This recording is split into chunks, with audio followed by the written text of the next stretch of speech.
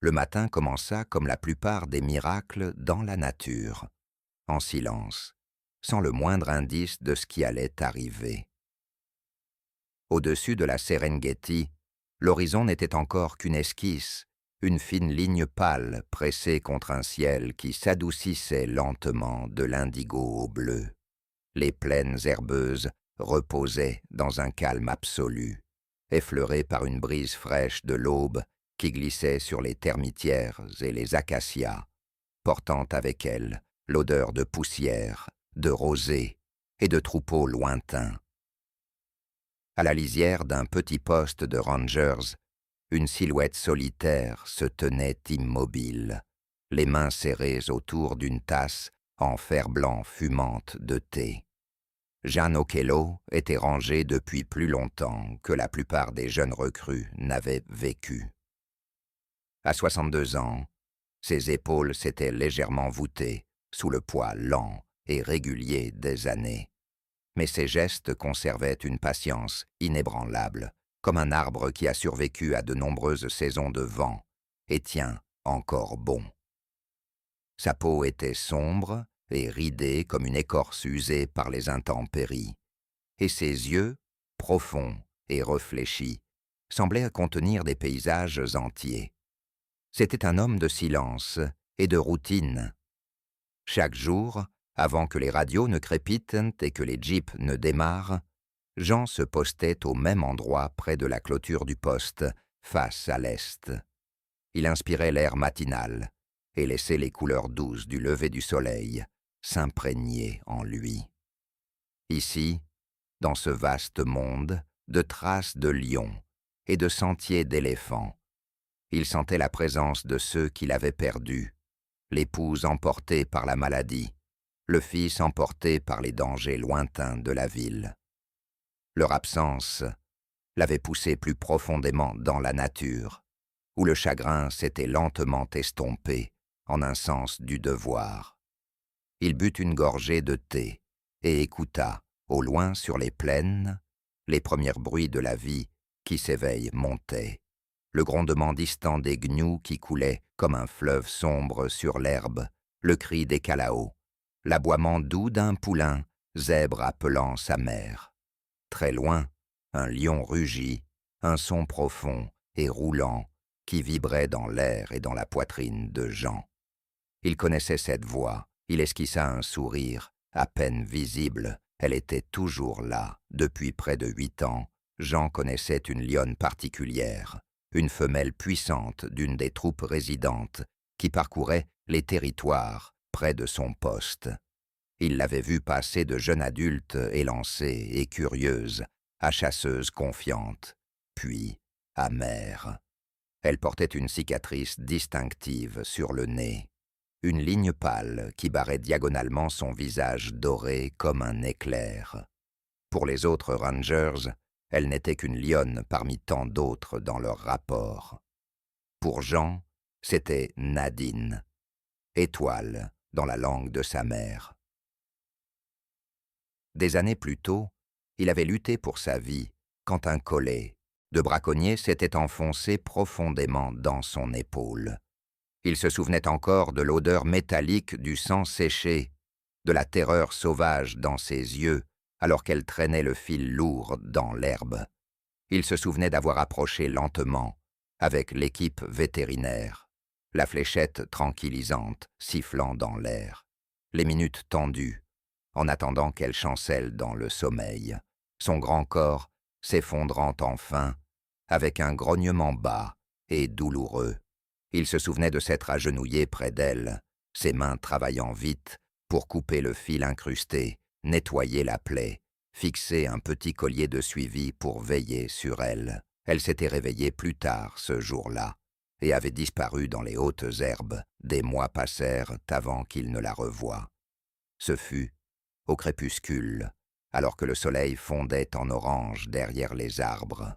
Elle se tenait au loin, le collier scintillant faiblement, l'observant depuis une crête. Pas de rugissement, pas de drame, seulement un regard calme et posé qui le retint plusieurs battements de cœur avant qu'elle ne tourne les talons, la queue ondulante et ne s'éloigne. Quelque chose s'était passé entre eux ce jour-là, quelque chose que Jean n'avait pas de mots pour nommer, mais qu'il ressentait profondément. Depuis, il l'avait aperçue de temps à autre, généralement de loin. Parfois, elle avait des lionceaux qui culbutaient autour de ses pattes, comme des tempêtes dorées. Parfois, elle reposait seule, se prélassant dans la chaleur de l'après-midi. Toujours, elle se tenait avec une assurance tranquille, une reine des plaines. Ce matin-là, en terminant son thé, Jean pensa brièvement à elle et se demanda où elle était. Puis il posa sa tasse, prit ses jumelles et entama sa journée. En fin de matinée, la douceur fraîche de l'aube s'était évaporée dans la chaleur de la saison sèche. L'air miroitait au-dessus du sol. La poussière flottait en un voile léger sur les pistes de gibier. Les insectes bourdonnaient un essaim constant et invisible. Jean roulait lentement sur une piste de terre dans un vieux Land Cruiser, scrutant l'horizon à la recherche de mouvements, de traces, de quoi que ce soit d'inhabituel. À côté de lui trônait une radio, un carnet de terrain, abîmé, et une petite trousse de premiers secours. À l'arrière, soigneusement enroulé, un bout de corde, quelques couvertures, et la lourde mallette argentée contenant les fléchettes tranquillisantes et le matériel vétérinaire qu'ils utilisaient quand un animal était gravement blessé. Le Land Cruiser cahota, en passant sur une ornière desséchée. Jean s'arrêta près d'un petit point d'eau, réduit à un cercle boueux bordé d'argile craquelée. Un groupe nerveux d'impalas buvait vite, les oreilles frétillantes, les muscles tendus et prêts à fuir. Il les observa, admirant la délicatesse de leurs pattes, la grâce de leurs mouvements même dans la peur. Rien d'inhabituel. Il tourna la clé. Le moteur refusa. Il tourna encore. Il toussa, siffla, puis s'éteignit en boudant. Jean soupira doucement, plus amusé que frustré. « Ma vieille », murmura-t-il en tapotant le tableau de bord, « tu choisis bien tes moments. » Il appela le poste par radio. La voix d'un jeune ranger crépita en retour, lui assurant que quelqu'un viendrait dans 2 heures avec des pièces. Jean indiqua sa position et dit qu'il attendrait. Attendre pour lui n'était jamais du temps perdu. La terre avait toujours quelque chose à dire. Il sortit du véhicule et marcha un court instant jusqu'à une légère montée, d'où la vue s'ouvrait en un large panorama. Il leva ses jumelles et balaya le paysage, gauche, droite, loin, près. Puis, il la vit. Dans le rideau tremblant de chaleur, une forme avançait lentement sur la plaine, juste au bord d'un bosquet d'acacias lointain. Dorée, basse, délibérée, une lionne. Il ajusta les jumelles, la cicatrice sur le nez apparut, son souffle se bloqua. Nadine. Elle marchait dans sa direction générale, mais quelque chose clochait. Ses pas étaient inégaux. Sa queue fouettait l'air par saccades agitées. Sa tête pendait un peu plus bas que d'habitude. Et tous les quelques pas, elle s'arrêtait et regardait autour d'elle d'un air confus et inquiet. Pas comme une chasseuse en quête de proie, mais comme une mère cherchant autre chose. Jean baissa les jumelles, le cœur serré. Une sensation d'inquiétude s'insinua dans sa poitrine. Il la regarda continuer, sans la moindre discrétion. À un moment, elle émit un appel bas et rauque, un son court et tendu, presque un rugissement, mais pas tout à fait. Il avait une note grave d'anxiété. Elle cherchait de l'aide. Ce n'était pas une pensée que Jean formait à la légère. Elle naissait de quelque part de profonde, forgée par des années, à observer les animaux se comporter d'une manière qui défiait les explications simples. Il avait vu des éléphants revenir aux os de leurs morts. Il avait vu un léopard veiller des heures auprès d'un frère mourant. Il avait vu une girafe se placer entre son petit et une troupe de lions bien après avoir senti l'inéluctabilité du sort. Il ne leur prêtait pas de mots humains, mais il reconnaissait l'émotion quand il la voyait. L'agitation de Nadine parlait fort. Sans la quitter des yeux, Jean descendit la pente vers le véhicule. Il savait qu'il valait de mieux rester près du Land Cruiser. Tous étaient formés à ne jamais approcher les grands prédateurs à pied, sauf en cas d'absolue nécessité. Pourtant, ses pieds continuaient d'avancer. Nadine le vit. Sa tête se redressa d'un coup. Elle se figea un instant, ses yeux dorés fixés sur la silhouette solitaire au loin. Puis, à sa stupeur, elle se mit à marcher droit vers lui. Jean s'arrêta près du Land Cruiser, la portière ouverte juste derrière lui. Il pouvait se glisser sur le siège, fermer la porte et utiliser la carrosserie comme protection. Il connaissait le protocole, il connaissait les lions. Il savait que même les plus familiers restaient sauvages, capables de tuer en un battement de cœur. Mais il ne bougea pas. Quelque chose le retenait là. Nadine approcha. Il pouvait voir le soulèvement de sa poitrine, la tension dans les muscles de ses épaules. Elle ne rôdait pas. Elle marchait en pleine vue, avec la détermination en ligne droite d'un animal animé d'un seul but clair. À une vingtaine de mètres, elle s'arrêta. Le monde se réduisit à l'espace entre eux. Tous les autres sons s'estompèrent. Le bourdonnement des insectes, les appels lointains, le frôlement discret des sabots d'impalas, jusqu'à ne plus rester que le vent chaud et les battements de cœur de Jean dans ses oreilles. « Nadine » murmura-t-il dans un souffle, un nom qu'il n'avait jamais prononcé à voix sasse pour quiconque. Ils se regardèrent longuement, deux âmes anciennes mesurant la distance entre confiance et peur. Puis elle fit quelque chose que Jean n'avait jamais vu en toutes ces décennies de rangée. Elle franchit la ligne où la prudence s'arrête habituellement. Elle entra dans l'espace où humains et lions n'ont pas leur place ensemble. Elle s'approcha à quelques mètres seulement de lui. Jean résista à l'envie de reculer. Il lutta pour garder une respiration régulière.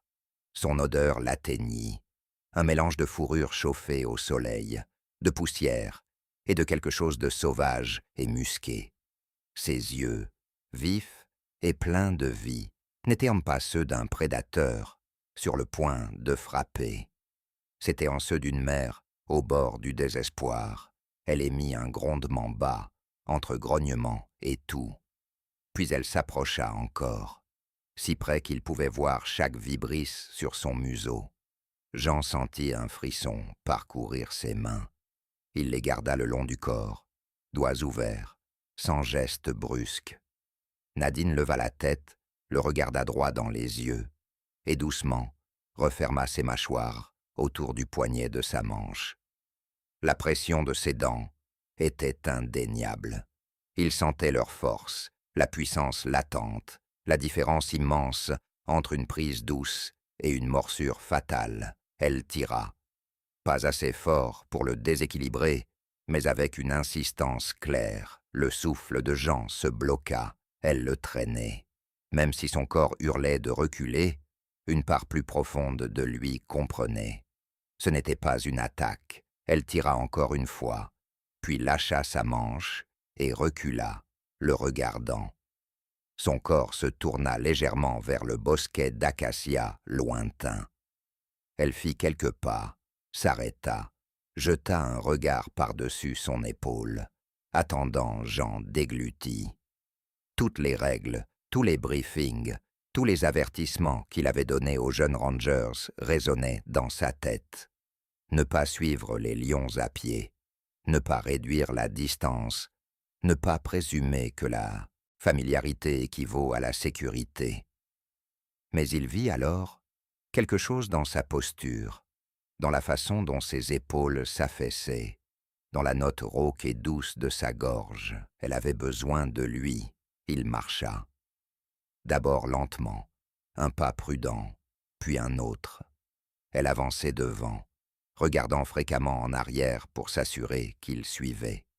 Chaque fois qu'il ralentissait, elle s'arrêtait, les yeux sur lui, la queue fouettant impatiemment, comme si elle avait décidé. Cet homme, du poste, celui qui avait coupé le fil et apaisé la douleur des années plus tôt, il viendrait, il le devait. Ils progressèrent ensemble à travers la plaine ouverte, un rangé aux cheveux gris en chemise verte délavée, et une lionne au museau balafré sous le soleil, impitoyable de midi. En approchant du bosquet, Jean remarqua la façon dont elle inclinait son corps, protégeant légèrement une direction précise. Les acacias poussaient ici en un groupe serré, leurs branches tordues, leurs épines longues et acérées. Au cœur du bosquet s'élevait un petit copcheux rocheux, sa base cachée par des buissons et des lianes. L'endroit parfait pour une tanière. Elle s'arrêta près du bord et le regarda fixement. Ses oreilles frétillèrent. Elle émit un autre son bas et expressif, la gorge de Jean se serra. Il sentait la frontière qu'il s'apprêtait à franchir.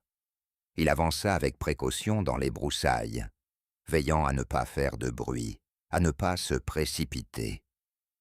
L'air sous les arbres était plus frais, ombragé, lourd de l'odeur de feuilles sèches et de terre ancienne. Devant, parmi les rochers, il vit une ouverture sombre, une grotte peu profonde, partiellement dissimulée par des racines et des pierres.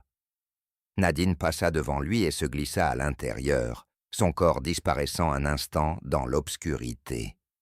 Un miaulement doux et faible s'éleva de l'intérieur, un lionceau. Un autre son suivit, fin, troublé, inhabituel. Elle ressortit et s'écarta. Jean comprit l'invitation avec une clarté qui le bouleversa. Elle voulait qu'il voie. Lentement, le cœur battant si fort que ça faisait presque mal. Il s'accroupit et se pencha vers l'entrée de la tanière. Ses yeux s'habituèrent à la pénombre. D'abord, il ne vit que des ombres et l'esquisse d'un mouvement. Puis les formes se précisèrent, deux petits corps, blottis l'un contre l'autre dans la poussière. L'un était incontestablement un lionceau d'environ 3 ou 4 mois, sa fourrure d'un doré plus doux et plus clair, des taches fantômes encore visibles sur ses pattes.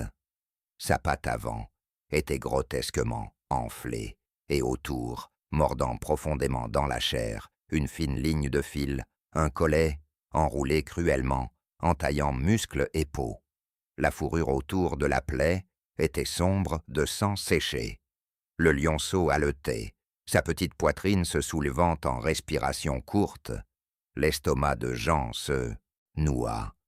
Il avait vu trop d'animaux pris dans des collets, leur vie voler lentement et douloureusement. Mais c'était l'autre corps, à côté qui le figea complètement. Blotti contre le lionceau, niché sous son menton, gisait un minuscule faon d'antilope, un nouveau-né de gazelle de Thomson, à en juger. Ses pattes étaient pliées proprement sous lui, ses yeux immenses et liquides, sombres comme de la terre humide. Il ne semblait pas blessé. Ses flancs tremblaient de peur et d'épuisement, mais il était vivant. Sa petite tête reposait contre l'épaule du lionceau, comme s'il y avait cherché du réconfort. Les deux petites créatures respiraient presque à l'unisson. Prédateurs et proie, allongés ensemble, protégés dans la tanière d'une lionne. Jean oublia de respirer. Toute sa compréhension des lignes tracées par la nature, chasseur et chassé, tuer et survivre, vacilla, s'estompa. Il savait que de telles choses avaient été vues auparavant. Des histoires isolées de lions adoptant des espèces étranges, de mères dont l'instinct débordait leurs frontières. Pourtant, se tenir là, à quelques centimètres, invité par la lionne, elle-même à assister à cela. Cela changea quelque chose de fondamental en lui. Nadine s'approcha à ses côtés, son épaule frôlant presque la sienne. Elle aurait pu lui bloquer la vue, elle aurait pu lui barrer l'entrée. Au lieu de cela, elle regarda dans la tanière avec lui, puis tourna lentement la tête, le regardant droit dans les yeux. Il y avait une question là, une supplique, une confiance si brute qu'elle manqua de le briser. Jean retrouva sa voix, basse et rauque. « Tu veux qu'on les aide ?» murmura-t-il. Tous les deux. Il recula lentement, veillant à ne pas lui tourner complètement le dos. Une fois hors de l'entrée, il sortit sa radio de main tremblante. « Base, ici, Jean, » dit-il, forçant le calme dans sa voix. « J'ai besoin de l'équipe vétérinaire à mes coordonnées. Urgence, lionceau dans une tanière avec un collet de fil. La mer est calme, mais il faut faire vite. » Un silence bref et stupéfait régna à l'autre bout. « Bien reçu, Jean, » répondit le jeune ranger. « On arrive. » En attendant, Jean resta près du kopsch, assis sur un rocher chaud, à portée de vue de la tanière, mais pas trop près. Nadine arpentait, agitée, allant de l'entrée au bord du bosquet, ses nerfs visibles à chaque coup de queue. Une fois, elle s'approcha de lui et se tint là, la poitrine se soulevant et s'abaissant. Il pouvait sentir le tonnerre de son anxiété comme un pouls dans l'air. « Je sais, » murmura-t-il doucement. « L'aide arrive. » Les minutes s'étirèrent. Le soleil brûlait au-dessus. La sueur coulait dans son dos. De temps à autre, un faible cri s'élevait de la tanière, chaque son serrant son cœur plus fort. Enfin, le grondement lointain d'un véhicule traversa la chaleur. La tête de Nadine se redressa d'un coup. Elle bougea avec tension, les yeux plissés sur la traînée de poussière qui approchait. Jean se leva et marcha un court instant vers le bruit, levant la main en salut, alors que le camion vétérinaire blanc apparaissait. Deux personnes en descendirent, la vétérinaire, docteur Amélie, et une assistante plus jeune, toutes deux sans kaki, portant le poids de l'expérience dans leurs mouvements rapides et efficaces. « Nadine ?» demanda doucement Amélie en rejoignant Jean. Elle avait vu la lionne auparavant, l'avait soignée de loin à travers des jumelles et des viseurs de fusil à fléchettes. « C'est elle qui m'a amené, » dit simplement Jean. Ce n'était pas une phrase qu'il s'attendait à ce que beaucoup comprennent. Mais Amélie le connaissait assez pour ne pas rire. Ils discutèrent vite et à voix basse. L'angle d'approche, la dose de fléchettes, le risque pour le faon d'antilope, la nécessité d'éviter de stresser Nadine plus que nécessaire. La décision fut prise. Il tranquilliserait la lionne à distance, puis travaillerait dans la tanière le plus vite et le plus doucement possible. Jean regarda Amélie préparer la fléchette, ses doigts, exercés et précis. Le twip discret du fusil l'envoya siffler dans l'air. Elle frappa Nadine sur le flanc. La lionne sursauta, pivota, lâcha un rugissement bref et furieux. L'espace d'un instant, le cœur de Jean bondit dans sa gorge, puis le sédatif commença à agir. Ses mouvements ralentirent. Ses pattes vacillèrent. Elle grogna en protestation, luttant contre la lourdeur qui l'entraînait. Jean voulut tendre la main, la stabiliser, dire quelque chose de rassurant, mais il resta à sa place. C'était la partie la plus dure du sauvetage d'un animal sauvage. Lui faire un peu mal, pour le sauver beaucoup. Nadine s'affaissa au sol, sa grande tête reposant sur ses pattes, les yeux clignant lourdement avant de se fermer enfin. Le silence tomba, lourd et chargé. Ils agirent vite dans la tanière. L'air était plus frais, épais et confiné. Jean rampa le premier, son corps bougeant avec le soin forgé par des années de ce travail. Derrière lui, Amélie passa la trousse médicale. Le lionceau tenta de s'éloigner, mais sa patte blessée refusa de le porter. Jean parla doucement, utilisant le même ton bas et stable qu'avec les animaux effrayés et les gens en deuil. « Chut, je sais, petit, ça va, on est là, ta mère nous a amenés. » Le faon d'antilope se plaqua le plus loin possible, les yeux roulants de peur. Mais quand Jean tendit une main douce, Il ne s'enfuit pas. Il n'y avait nulle part où aller. Il posa sa paume légèrement contre son flanc, sentant le battement rapide de son cœur. « Amélie, dit-il doucement, tu vois ça ?» Elle rampa à ses côtés, les yeux écarquillés devant la vue du prédateur et de la proie blottis ensemble. « Mon Dieu, murmura-t-elle. Elle le garde avec elle. Pas le temps de s'émerveiller, même si cela vibrait en eux comme de l'électricité. Ensemble, ils travaillèrent sur le lionceau. Amélie coupa le fil, main ferme, rapide, mais jamais brutale. Jean garda ses doigts pressés doucement sur l'épaule du lionceau, lui murmurant des mots. Une fois le collet retiré, ils nettoyèrent la plaie avec un antiseptique et appliquèrent un antibiotique à large spectre. Le lionceau gémit faiblement, mais ne tenta pas de mordre, comme si un instinct reconnaissait que la douleur s'en allait, pas qu'on l'ajoutait. Quand ils eurent fini avec le lionceau, ils se tournèrent vers l'antilope. Elle n'avait pas de blessure visible. Son corps était maigre mais pas squelettique, suggérant qu'elle avait été récemment perdue ou abandonnée. Peut-être sa mère avait-elle été tuée par un autre prédateur. Peut-être s'était-elle simplement approchée trop près de Nadine, et quelque chose dans le cœur de mère avait répondu à un appel plus profond que la faim. « On devrait déplacer le faon de gazelle », dit doucement Amélie. « Il ne survivra pas longtemps dans une tanière de lion. » Jean regarda du faon à la lionne endormie dehors. Il imagina Nadine se réveillant, trouvant la tanière vide de cette petite présence étrange qu'elle avait choisi de protéger. « Non, » dit-il après un moment, « pas encore. On le soigne ici pour l'instant. Si on le prend maintenant, on lui enlève son choix. On attend que le lionceau puisse se tenir debout, qu'elle puisse les déplacer tous les deux si elle le décide. » Amélie l'observa, puis hocha la tête. Ils donnèrent au faon de gazelle des fluides et une petite injection pour le stress, puis laissèrent les deux petits allongés dans la sécurité sombre de la tanière, la tête du lionceau reposant à nouveau contre le flanc du faon.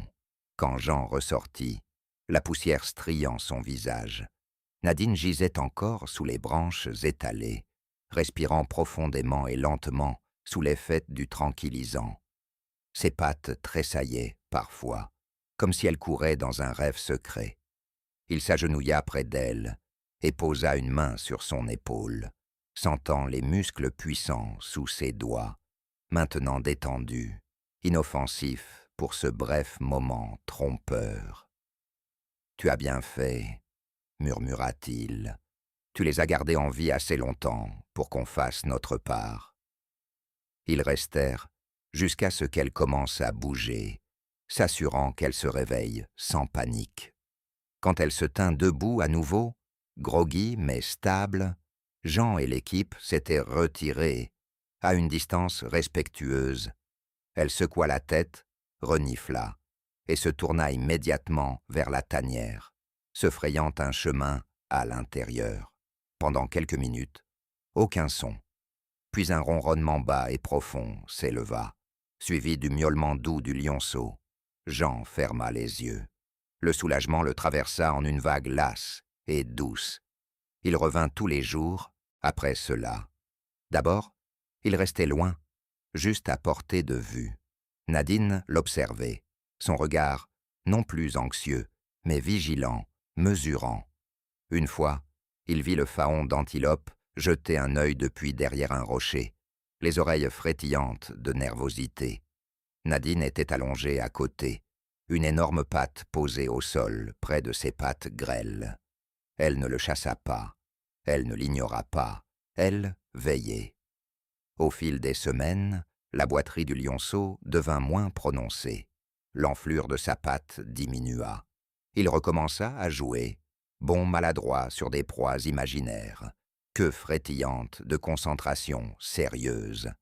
Le faon d'antilope, dont la présence défiait encore toutes les histoires simples que les humains aime raconter sur la nature, se tint avec plus d'assurance, broutant des brins d'herbe apportés près de l'entrée de la tanière. Le jour vint où Jean sut qu'il fallait déplacer la gazelle. À ce moment-là, elle pouvait se tenir fermement et serait bientôt assez grande pour que toute rudesse accidentelle du lionceau devienne mortelle. Jean organisa une capture douce, un filet discret, des mains délicates, un transfert rapide vers un petit enclos, au centre de réhabilitation, près du poste. Il se tint devant la tanière pendant que l'équipe approchait, l'estomac noué. Nadine observait à quelques mètres, les yeux vifs. Elle vit qu'on prenait le faon, entendit son bêlement effrayé. L'espace d'un instant, elle se leva, muscles tendus. Jean avança, se plaçant entre elle et les autres. Il parla non en swahili, non en anglais, mais au rythme régulier de son propre cœur. « Ça va ?» dit-il, la voix à peine plus qu'un murmure. « On ne vole pas, on continue ce que tu as commencé. » Les lèvres de Nadine se retroussèrent un instant, montrant un éclat de dents. Puis elle souffla bruyamment par le museau et s'assit, les yeux brûlants, fixés sur lui, comme pour dire « Cette confiance a des limites, ne les brise pas. » Ils ne les brisèrent pas. Le faon de gazelle passa à son prochain chapitre, élevé à la main, un temps, puis réintroduit, avec soin dans la sécurité d'un troupeau protégé. Le lionceau resta avec sa mère, grandissant fort, apprenant à traquer, à écouter, à lire le vent. Jean commença à reconnaître ce lionceau de loin. Un jeune mâle audacieux, avec une fine ligne de fourrure manquante, autour d'une patte, où le collet avait mordu si profondément. Un rappel vivant de cruauté et de compassion. Il se mit à l'appeler Benoît. Bénédiction. Les années glissèrent, comme toujours dans la nature, marquées non par des calendriers, mais par les pluies et les sécheresses, par les naissances de veaux et les morts des anciens. Jean devint plus lent, mais ses yeux, non. Il vit Nadine vieillir. Ses épaules s'élargirent, puis s'amincirent. La cicatrice sur son nez s'estompa légèrement, mais son regard ne s'émoussa jamais. Elle menaça, troupe à travers, les défis territoriaux, les hivers maigres et les étés riches. Et toujours, quand il la voyait, il y avait un moment, juste un, où elle s'arrêtait et regardait vers le poste, comme pour vérifier que l'étrange humain, silencieux qui était entré dans sa tanière ce jour-là, était encore quelque part près.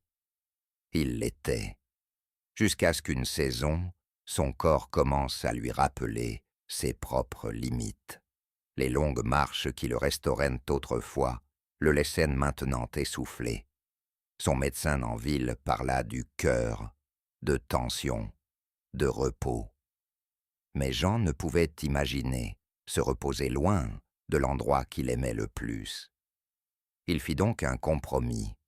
Moins de longues patrouilles, plus de temps au bord de la clôture du poste, regardant le lever et le coucher du soleil, laissant les mouvements de la terre le remplir d'une paix familière.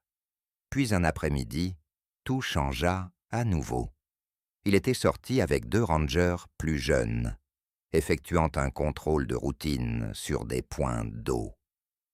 Le ciel était lourd de nuages, gonflé de la promesse d'une pluie longtemps attendue.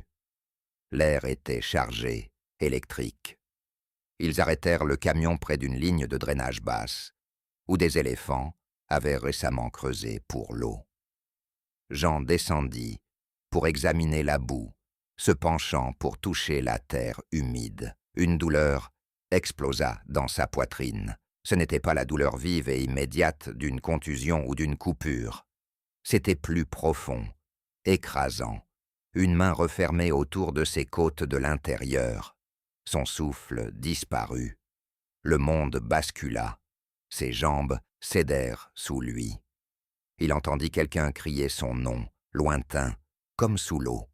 Il roula sur le côté, agrippant sa chemise, haletant. Le ciel au-dessus de lui se brouilla en forme grise, puis en lumière blanche. À travers le bourdonnement dans ses oreilles, il entendit un autre son, un rugissement, pas loin, pas imaginé, puissant, urgent, proche. Les jeunes rangers crièrent, cette fois de peur, tandis que Jean clignait des yeux contre le brouillard, étourdissant. Une forme bougea, à la lisière de sa vision. Fourrure dorée, une démarche qu'il reconnaissait même maintenant. Nadine, elle apparut sur la crête au-dessus d'eux, son corps en position, les yeux fixés non sur Jean, mais sur quelque chose au-delà. Un petit troupeau de buffles dérivait non loin, leurs lourdes têtes baissées, leur tempérament imprévisible. Maintenant l'un des taureaux, effrayé par les cris et le mouvement, avait entamé une courte charge, agitée dans leur direction, la poussière volant sous ses sabots. Nadine se plaça entre Jean et le buffle, la queue fouettant, elle lâcha un autre rugissement, plus féroce, plus violent, un son qui roula dans l'air comme le tonnerre. Le buffle dérapa, confus, peu disposé à défier cette nouvelle menace inattendue.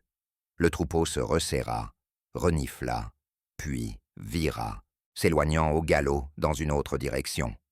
Les jeunes rangers saisirent Jean, le soulevant à moitié, le traînant à moitié vers le camion. L'un d'eux jetait des regards à Nadine, qui se tenait sur la crête, observant, respirant fort, sa poitrine se soulevant avec effort et âge l'espace d'un instant, juste avant qu'il ne charge Jean dans le véhicule. Ses yeux rencontrèrent les siens.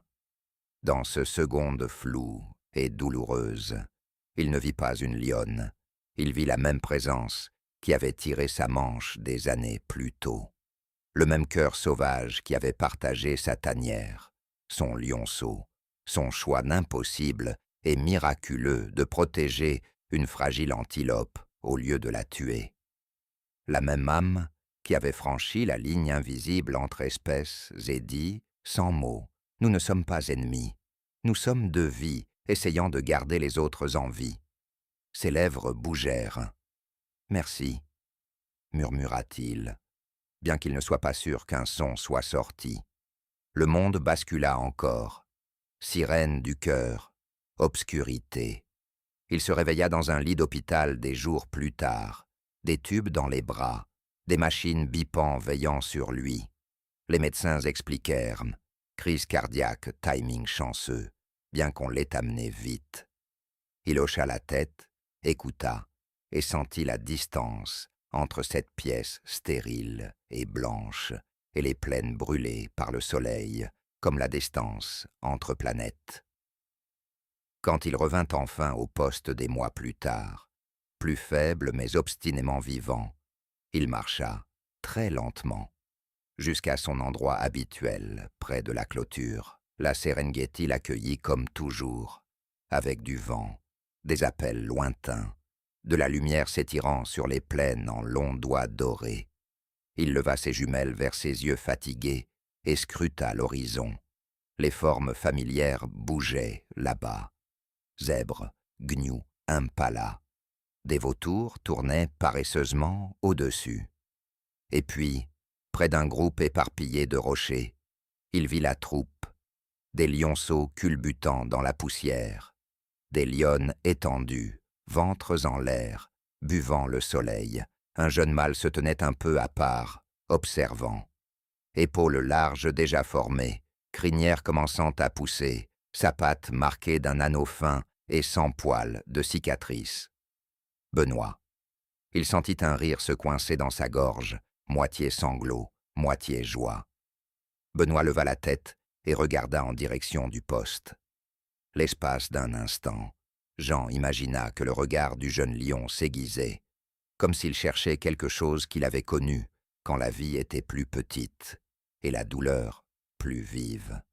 Puis, le jeune mâle tourna et marcha calmement parmi les siens, l'herbe s'écartant autour de ses pattes. Nadam n'était pas là. Il sut, avant même qu'on le lui dise, qu'elle était partie. Les lionnes ne vivaient pas éternellement. Elles brûlaient vives et féroces, puis s'adoucissaient, puis glissaient au bratno dans la terre, laissant leur force dans les corps de leurs enfants et dans les mémoires de ceux qui les avaient vus. L'un des jeunes rangers vint se poster près de Jean, vieille lionne de la troupe de l'Est, morte la saison des pluies dernières, dit-il doucement. On a trouvé ses os près de la rivière. Vous la connaissiez probablement. Cicatrice sur le nez. Jean hocha la tête, les yeux fixés sur la troupe au loin. Oui, répondit-il doucement. Je la connaissais. Il ne parla pas de tanières et de faons de gazelles, de fils coupés dans des pattes saignantes, d'une lionne traînant un vieil homme par la manche, parce qu'elle croyait qu'il pouvait aider, de rugissements qui s'étaient dressés entre lui et les sabots martelants d'un buffle. Certaines histoires sont trop grandes, trop précieuses, pour être pleinement portées par des mots. Elles vivent plutôt dans la façon dont un homme regarde la terre, dans la pose de son souffle, quand un rugissement de lion ondule sur la plaine. Alors que le soleil coulait derrière la Serengeti, baignant l'herbe d'or fondue, Jean sentit quelque chose s'installer doucement en lui. Ce n'était pas l'absence de chagrin. Il manquait encore les gens qu'il avait perdus. Il sentait encore la douleur dans sa poitrine quand il pensait aux années passées. Mais il y avait aussi ceci, la connaissance qu'en son temps, sur cette terre, il avait été digne de confiance, non seulement par des gens, mais par la nature elle-même, qu'une lionne avait un jour pris sa manche et l'avait menée à sa tanière, lui montrant un monde où un prédateur pouvait bercer une proie auprès de son propre petit, où un humain pouvait ramper dans l'obscurité de cette tanière et devenir, un instant, partie de ce cercle fragile et miraculeux de protection. Cela changea sa façon de voir tout, prédateur et proie, vie et mort, collets et ciseaux, rugissement whispering, dans la douce lumière du soir, un lion rugit quelque part au-delà de l'horizon, profond, puissant, résonnant. Jean ferma les yeux et écouta. « Merci », murmura-t-il encore, bien que cette fois ce ne soit pas seulement sa Nadine, ou Benoît, ou à la petite gazelle dont il n'avait jamais pleinement connu le sort. C'était à tout le tissu vivant et respirant de la nature, pour la confiance, pour les miracles, pour la chance d'être, même brièvement, partie de la famille de la nature. Et là-bas, où l'herbe soupire dans le vent et les étoiles attendent patiemment au-dessus, un jeune lion avec une cicatrice autour de sa patte leva la tête et répondit d'un appel bas et stable. Un rappel que le lien forgé dans une tanière sombre des années plus tôt résonnait encore, vivait encore, dans chaque souffle qu'ils prenaient tous les deux. Dans ce vaste paysage ancien, un ranger et un lion partageaient une histoire que personne n'avait tout à fait les mots justes pour raconter.